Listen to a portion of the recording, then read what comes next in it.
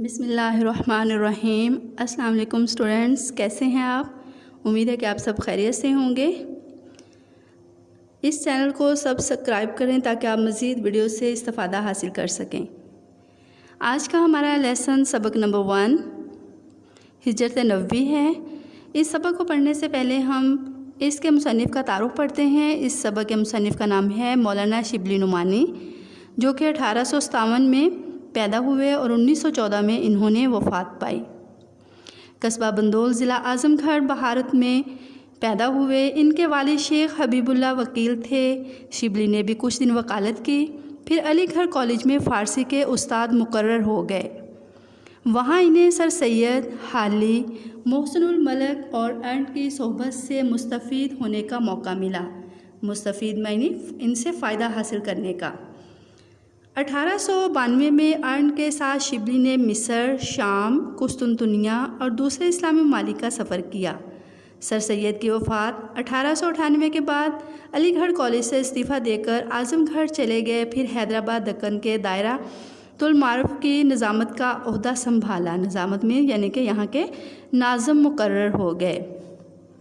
اسی دوران میں ان کی کوششوں سے لکھنؤ میں ندوۃ العلماء کا قیام عمل میں آیا۔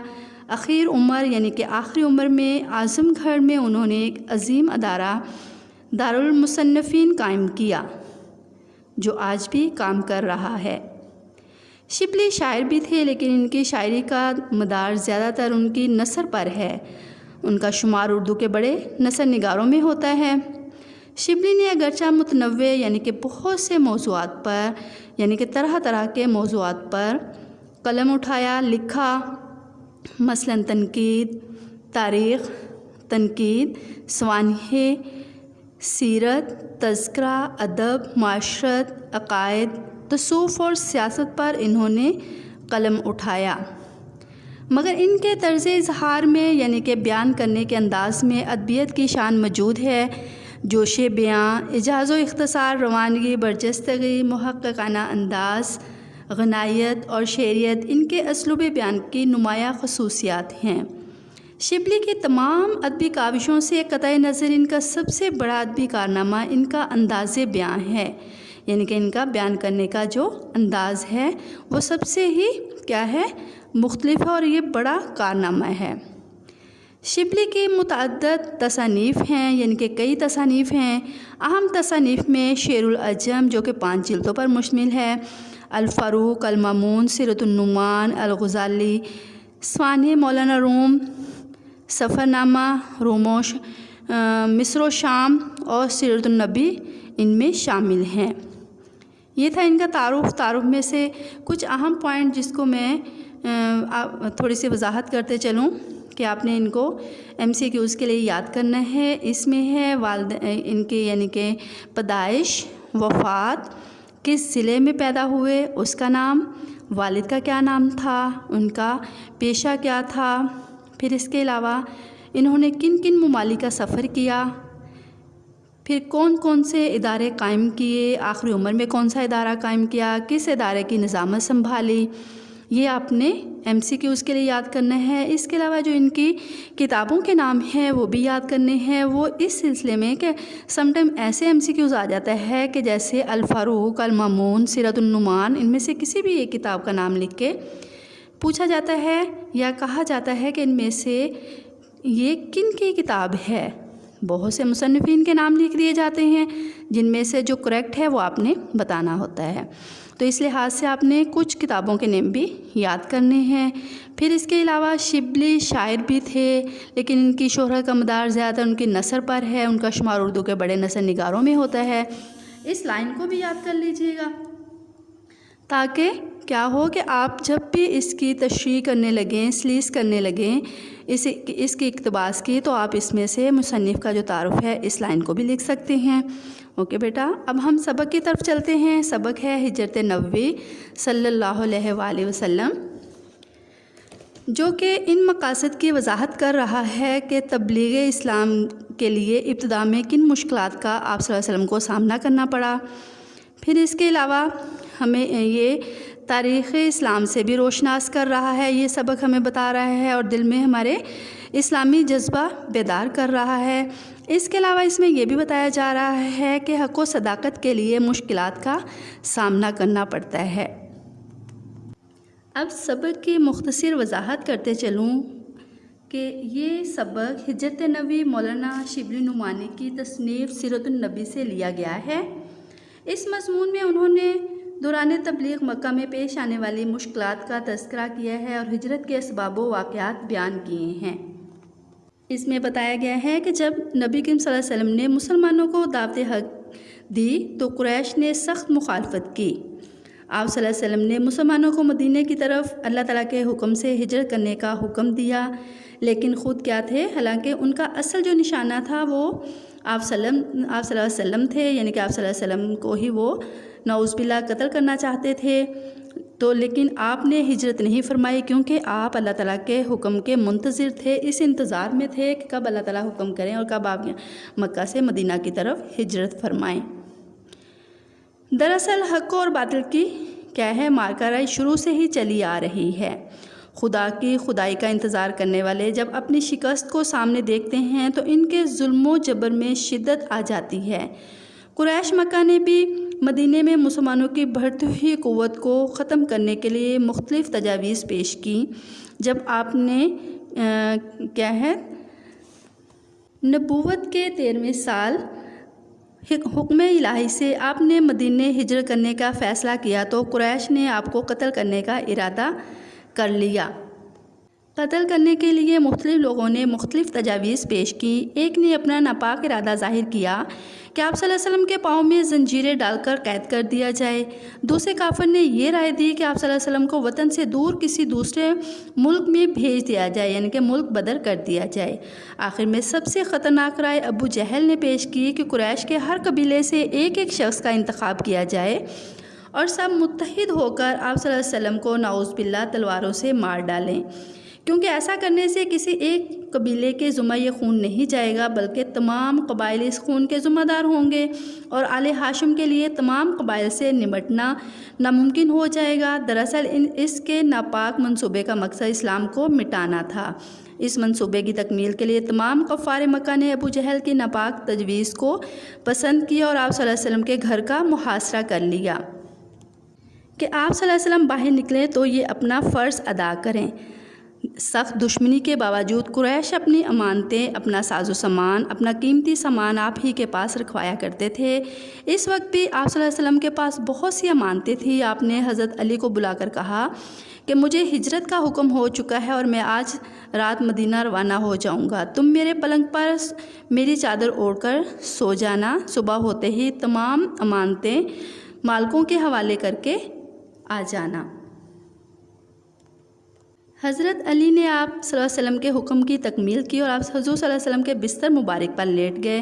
یہ جانتے ہوئے بھی کفار مکہ نے گھر کا مکمل طور پر محاصرہ کیا ہوا ہے، مگر شیر خدا نے اس کی پرواہ نہ کی۔ حالانکہ ان پرخطر حالات میں آپ صلی اللہ علیہ وسلم کے بستر پر لیٹنا اپنے آپ کو قتل ہونے کے لیے پیش کرنا تھا۔ گویا حضرت علی کی محبت بھی آپ صلی اللہ علیہ وسلم سے بے مثل تھی، اور آفرین ہے شیر خدا کی شجاعت و بہادری پر کہ آپ صلی اللہ علیہ وسلم کے بستر مبارک پر اس طرح لیٹ گئے جیسے پھولوں کے بستر پر لیٹ رہے ہوں۔ جب رات کافی گزر گئی تو محاصرہ کرنے والے افراد پر نیند غالب آ گئی اور وہ اونگنے لگے۔ آپ صلی اللہ علیہ وسلم نے حالات کا جائزہ لیا تو تمام محاصرہ کرنے والے اشخاص سو رہے تھے۔ آپ صلی اللہ علیہ وسلم انہیں سوتا ہوا چھوڑ کر باہر تشریف لائے اور خانہ کعبہ کے قریب تشریف لے گئے۔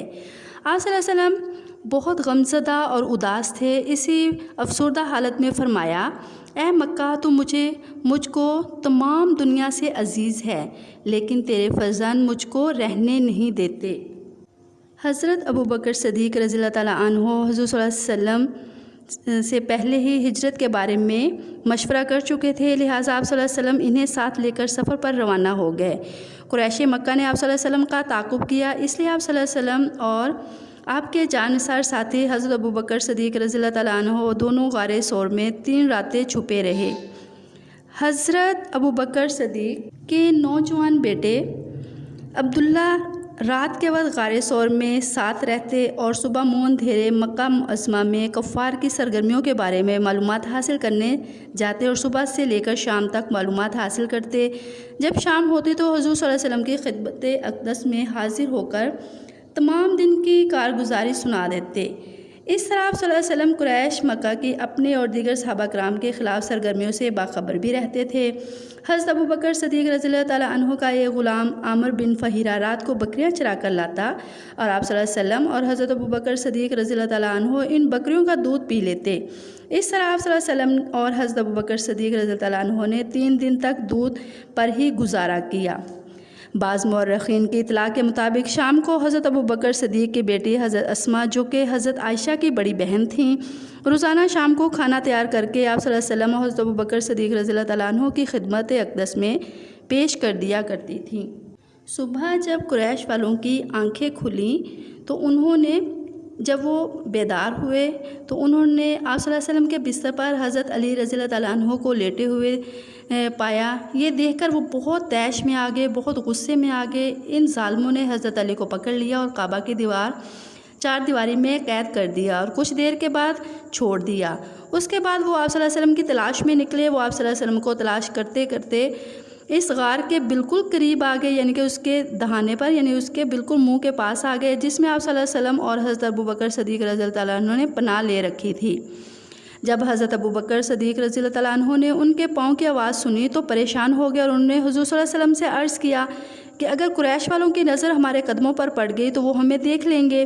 نبی کریم صلی اللہ علیہ وسلم نے حضرت ابوبکر صدیق رضی اللہ تعالیٰ عنہ کو تسلی دیتے ہوئے فرمایا، گھبراؤ نہیں، بے شک اللہ تعالیٰ ہمارے ساتھ ہے۔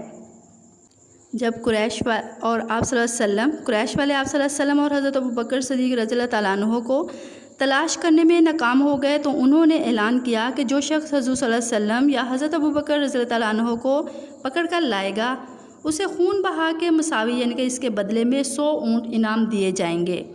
چنانچہ جب سراقہ بن حشم نے یہ اعلان سنا تو انعام کے لالچ میں آپ صلی اللہ علیہ وسلم اور حضرت ابوبکر رضی اللہ تعالیٰ عنہ کی تلاش میں نکل پڑا۔ جب آپ صلی اللہ علیہ وسلم مدینہ منورہ کی طرف روانہ ہو رہے تھے تو اس وقت اس نے دیکھ لیا، وہ فوراً گھوڑا دوڑاتا ہوا قریب آ گیا، مگر گھوڑے نے ٹھوکر کھائی اور وہ گر پڑا۔ اس نے تیر دان سے فال کے لیے تیر نکالے کہ حملہ کرنا چاہیے یا نہیں، جواب میں نہیں نکلا، مگر 100 اونٹ کے پیش قیمت، یعنی 100 اونٹ جو انعام میں ملنے تھے، اس کی لالچ میں آ کر اس نے فال کو نظر انداز کر دیا۔ وہ دوبارہ گھوڑے پر سوار ہو کر آگے بڑھا تو اس کے گھوڑے کے پاؤں گھٹنوں تک زمین میں دھنس گئے۔ اس نے گھوڑے سے اتر کر دوبارہ فال نکالی تو جواب پھر بھی نہیں میں تھا۔ اس کی ہمت جواب دے چکی تھی اور وہ سمجھ گیا کہ معاملہ کچھ اور ہے۔ سراقہ بن حشم نے حضور صلی اللہ علیہ وسلم کے پاس آ کر قریش کے اعلان کا واقعہ بیان کیا اور گزارش کی کہ اسے امن کی تحریر لکھ دیجئے اور اسے معاف فرما دیجئے۔ تو آپ صلی اللہ علیہ وسلم نے حضرت ابوبکر سے کہا تو ان کے غلام عامر بن فہیرہ نے چمڑے پر قحط امان نامہ لکھ دیا۔ جیسے ہی مدینہ والوں کو یہ خبر ملی کہ آپ صلی اللہ علیہ وسلم آ رہے ہیں تو ان کی خوشی کی انتہا نہ رہی۔ پورے مدینہ کے جو لوگ تھے ان کی آنکھیں جو فرش رات تھی، یعنی کہ انتظار میں لگی ہوئی تھی، وہ سب ہی فخر دو جہاں کی زیارت کا شرف حاصل کرنے کے لیے بے قرار تھے۔ شوق دیدار کی انتہا یہ تھی کہ نہ صرف بڑے بوڑھے بلکہ معصوم بچے بھی فجر سے لے کر سورج نکلنے تک انتظار کرتے رہتے اور فخر اور جوش جذبے سے کہہ رہے تھے کہ ہمارے ہاں پیغمبر تشریف لا رہے ہیں۔ ان کے شوق انتظار کا یہ عالم تھا کہ وہ دوپہر تک انتظار کرتے تھے اور جب آپ صلی اللہ علیہ وسلم کی آمد کی امید ختم ہو جاتی تو مایوس ہو کر لوٹ جاتے اور کئی دن تک ان کا یہی معمول رہا۔ ایک دن وہ معمول کے مطابق انتظار کر کے مایوسی کے عالم میں واپس جا رہے تھے کہ یہودی نے انہیں خوشخبری سنائی کہ جسے سننے کے لیے وہ کئی دنوں سے بےتاب تھے۔ اس دن یہودی نے قلعے سے دیکھا اور اندازے سے پہچان کر کہا کہ اے عرب والو، جس مبارک ہستی کا تم بے تابی سے انتظار کر رہے تھے وہ تشریف لا رہے ہیں۔ جو ہی یہ آواز لوگوں کے کانوں تک پہنچی تو ان کی خوشی کی انتہا نہ رہی۔ تمام لوگ جوش و جذبے اور فرط جذبات میں تھے اور ایسے میں پورا شہر مدینہ اللہ اکبر کے نعروں سے گونج اٹھا اور یہ ان کے لیے دنیا کی سب سے بڑی سعادت اور خوشی تھی جس کا وہ اظہار کر رہے تھے۔ یہ تھا ہمارا سبق اور اس کی وضاحت۔ اب ہے اس سبق کا خلاصہ۔ آپ نے ایسے دیکھے میں نے ہر پوائنٹ کو کیا ہے اس کی وضاحت کے لیے ڈسکس کیا ہے، ایسے ہی میں نے تھوڑی تفصیل سے وضاحت کی ہے۔ آپ نے مختصر تمام پوائنٹس کو کیا ہے ڈسکس کرتے ہوئے اپنا خلاصہ یاد کرنا ہے۔ کچھ اہم نکات کی میں وضاحت کر دیتی ہوں جس کو آپ نے اس میں اپنے خلاصے میں ملحوظ خاطر رکھنا ہے۔ نمبر 1 ہے اللہ تعالیٰ کا حکم، مکہ سے ہجرت، اکثر صحابہ کا مدینے پہنچنا، ابو جہل کی رائے، حضرت علی کو امانتیں سونپنا، غار ثور میں قیام، سراقہ بن حشم کے گھوڑے کا زمین میں دھنسنا، مدینے میں تشریف آوری اور تشریف آوری کے بعد لوگوں کا استقبال کرنے کا طریقہ۔ یہ تھے اس کے اہم نکات جس کو دیکھتے ہوئے آپ نے خلاصہ سارا کیا ہے اس کی مختصر سمری یاد کرنی ہے۔ اب اس میں سے جو میں اب سنٹینسز ڈکٹیٹ کر رہی ہوں ان کو آپ نے خلاصے میں مارکر کے ساتھ رائٹ کرنا ہے۔ نمبر 1 ہے مکہ تو مجھ کو تمام دنیا سے زیادہ عزیز ہے، لیکن تیرے فرزند مجھے یہاں رہنے نہیں دیتے۔ جس طرح یہ واوائن میں لکھا ہے، جو اس میں رموز و قاف کا استعمال ہوا ہے اس کو آپ نے لگاتے ہوئے اس سنٹینس جتنے یہ سنٹینسز ہے اس کو ایسے ہی لکھنا ہے۔ سیکنڈ ہے گھبراؤ نہیں، بے شک اللہ تعالیٰ ہمارے ساتھ ہے۔ تھرڈ ہے اہل عرب تم جس کا انتظار کر رہے تھے وہ آ گیا۔ یہ تھے اس کے مارکر سے لکھنے والے سنٹینسز جو کہ آپ نے خلاصے میں رائٹ کرنے ہیں۔ اس کے علاوہ آپ نے خلاصہ جب سٹارٹ کرنا ہے تو سٹارٹنگ میں اکثر لکھا ہوتا ہے کہ مصنف کہتے ہیں، یہ آپ نے نہیں لکھنا بلکہ آپ نے سٹارٹ کرنا ہے جب حضور صلی اللہ علیہ وسلم نے اہل قریش کو اسلام کی دعوت دی۔ اس سنٹینس سے آپ نے سٹارٹ کرتے ہوئے لاسٹ میں ہے اللہ اکبر کے نعروں سے گونج اٹھا، یہاں تک آپ نے اپنا خلاصہ کمپلیٹ کرنا ہے۔ فرسٹ سنٹینس جو تھوڑا سا لکھا ہوا ہے اسے نہیں لکھنا۔ اوکے، بیسٹ آف لک۔ یہ تھا آپ کا کام۔ اللہ حافظ۔